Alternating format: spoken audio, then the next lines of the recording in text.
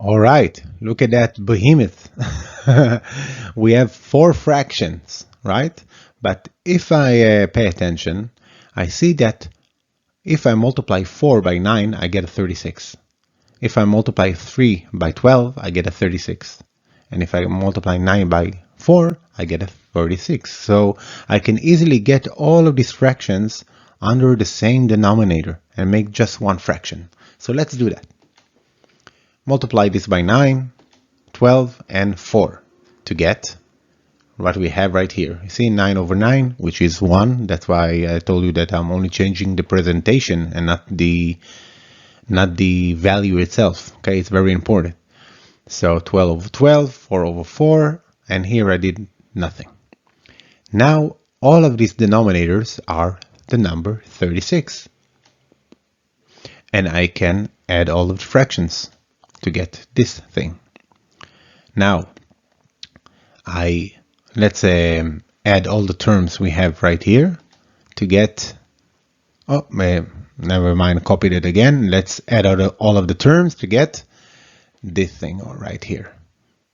Now, let's multiply both sides of the equation by 36. And let's see how the canceling out really works. So I'll multiply both sides by 36. 36 times 6x minus 36. And 1 times 36. Now we have 136 above and 136 below. And they canceled out to give me 6x equal to 36. Now let's divide by the x factor to get x is equal to 6. Did you enjoy that? Okay, well I did. I did enjoy it. Okay, let's do another one. This equation right here, I like to treat it as mini exercises, meaning that instead of looking at all this behemoth right there and start get sweaty and nervous, I can deal with it. I can deal with what I have here with this equation, with this transformation, and I can deal with what I have here with this transformation. Okay, so let's do it. I multiply this fraction by 3 over 3, okay, right here. And why I did that? Because this denominator is 3. And I multiply this fraction by, you guessed it, 2 over 2, because this denominator is 2. I do the same thing here, multiply by 6 over 6 and multiply by 4 over 4 to get what I have here. Now I have the same denominator here and the same denominator right there.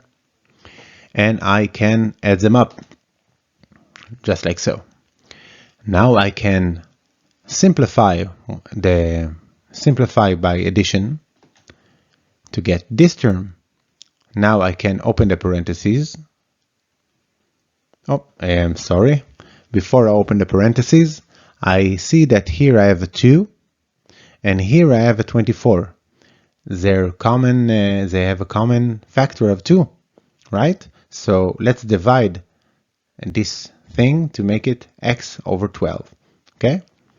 I just cancel out a factor of 2 to get x over 12. And now I have this thing. And I can repeat what I did on the start. I want to add these two together. I don't have to multiply this by 12 over 12 and this by 6 over 6. I can do something simpler.